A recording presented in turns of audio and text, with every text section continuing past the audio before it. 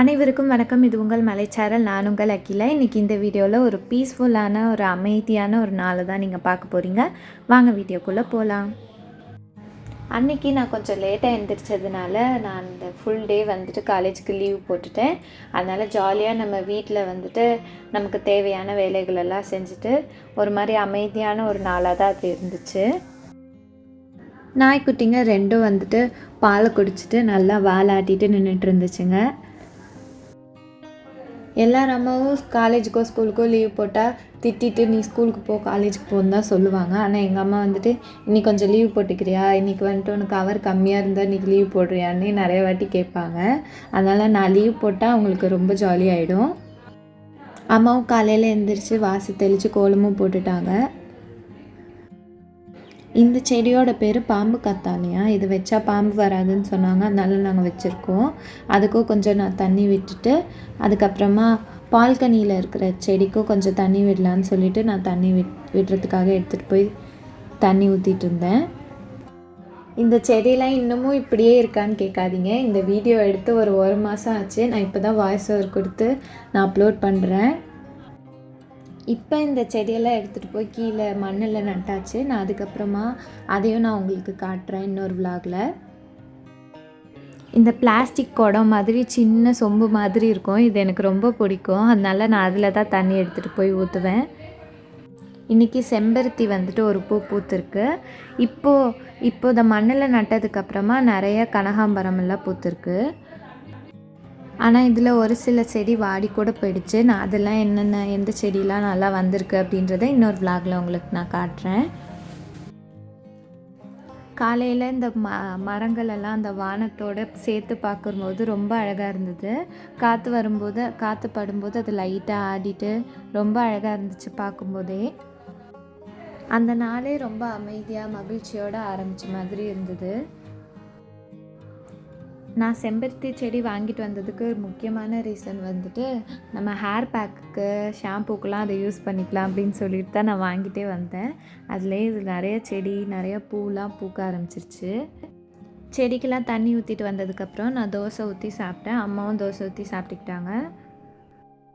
எப்போது காலேஜ் போகிறதுக்காக அவசரமாக சாப்பிட்டுட்டு போகாமல் அன்றைக்கி நல்லா நிம்மதியாக உட்காந்து நல்லா சாப்பிட்டேன்.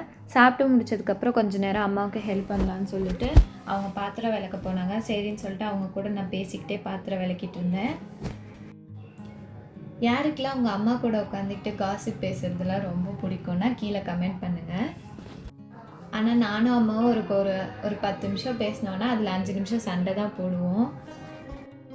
அன்றைக்கும் அப்படி தான் சண்டை போட்டுக்கிட்டே 2 பேரும் பாத்திரத்தை விளக்கி முடித்தோம். நான் விளக்குறது சரியில்லை, கழுவுறது சரியில்லைன்னு அவங்க எதாவது சொன்னாங்கன்னா நான் திரும்ப உடனே நான் ஏதாவது சொல்ல அப்படியே சண்டை வந்துடும். பாத்திரம் விளக்கி முடிச்சுட்டு நான் கொஞ்சம் நேரம் நல்லா ரெஸ்ட் எடுத்துகிட்டேன் ஃபோன் பார்த்துட்டு.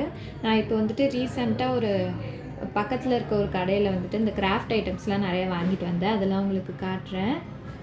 இதில் எல்லாமே இந்த க்ளே வச்சு செய்யக்கூடிய ஆர்ட் ஒர்க்குக்காக நான் வாங்கிட்டு வந்தேன். நல்ல இந்த சின்ன சின்ன ஷேப் கட்டர்லாம் வாங்கிட்டு வந்தேன்.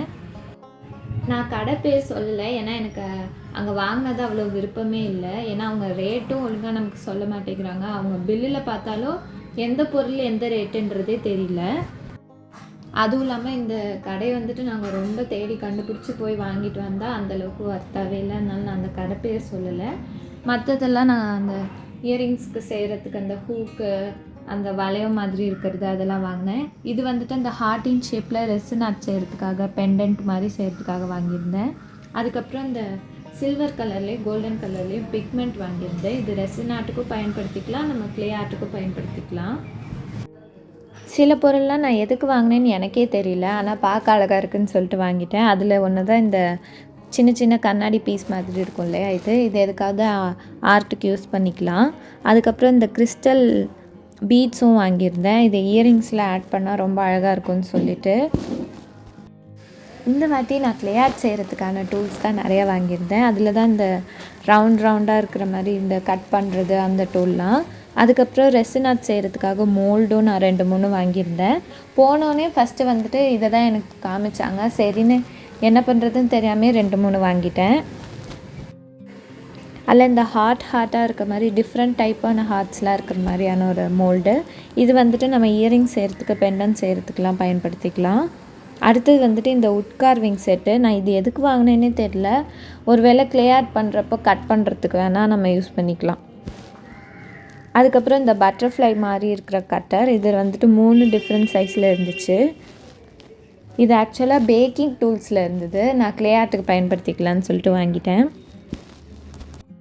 அதே மாதிரி இந்த ஹேர் கிளிப்போட அந்த பேஸ் மட்டும் வாங்கியிருந்தேன். அது வந்துட்டு சில்வர் கலரில் கேட்டேன், அது இல்லைன்னு சொல்லிட்டாங்க. சரின்ட்டு கோல்டன் கலர் வாங்கினேன். இதெல்லாம் உங்களுக்கு காட்டி முடிச்சுட்டு நான் அதுக்கப்புறம் போய் குளிச்சுட்டு வந்துட்டேன்.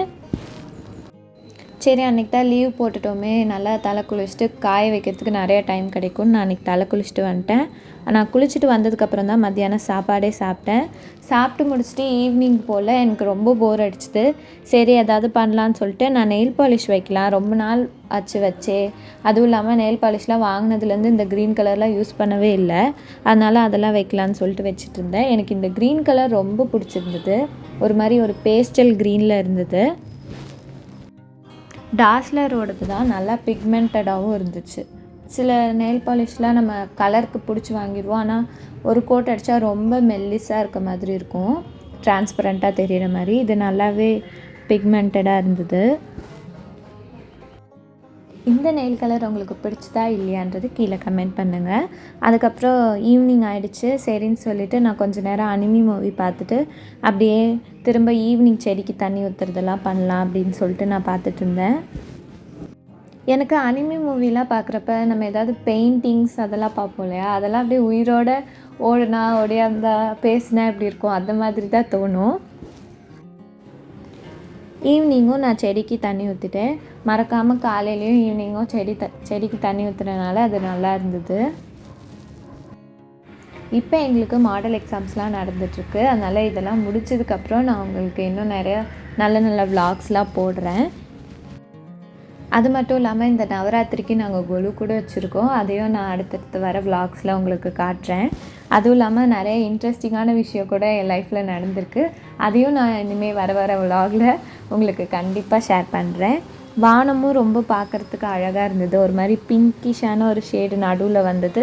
அந்த ப்ளூ ஷேடோடு பார்க்குறப்போ ரொம்ப அழகாக இருந்தது. இது மாதிரி வானத்தெல்லாம் பார்க்கும்போது எனக்கு ரொம்ப ஹாப்பியாக சந்தோஷமாகவே ஃபீல் ஆகும். ஏன்னே தெரியல. ஏதாவது ரொம்ப அப்செட்டாக இருந்தால் அந்த மேகங்களையும் வானத்தையும் பார்க்கும்போது கொஞ்சம் அப்படியே மனசுக்கு அமைதியாக அப்படி இருக்கும். அன்றைக்கி வந்துட்டு நான் ரூம் ஃபுல்லாக அந்த எல்லோ கலர் லைட் போட்டிருந்தேன். அது போட்டால் அம்மாவுக்கு பிடிக்கவே பிடிக்காது, ஒயிட் லைட் போடும்பாங்க. அதனால் அவங்க இல்லைன்னு சொல்லிவிட்டு நான் ஃபுல்லாக எல்லாமே எல்லோ கலர் லைட் போட்டுட்டு துணிமணிலாம் கொஞ்சம் மடிக்கிற வேலை இருந்துச்சு, அதெல்லாம் மடிச்சிட்டு இருந்தேன். எனக்கு துணிமணி மடிக்கிறது மட்டும் கொஞ்சம் பிடிக்கவே பிடிக்காது. துணியை துவைச்சி காய வச்சு கூட எடுத்துகிட்டு வந்துடுவேன், ஆனால் அந்த மடித்து எடுத்து வைக்கிறது மட்டும் பிடிக்கவே பிடிக்காது. நீங்களும் அப்படியான்றதை கீழே கமெண்ட் பண்ணுங்கள். இந்த விளாக் உங்களுக்கு பிடிச்சிருக்குன்னு நினைக்கிறேன். இவ்வளோ நேரம் பொறுமையாக இந்த வீடியோ பார்த்ததுக்கு நன்றி.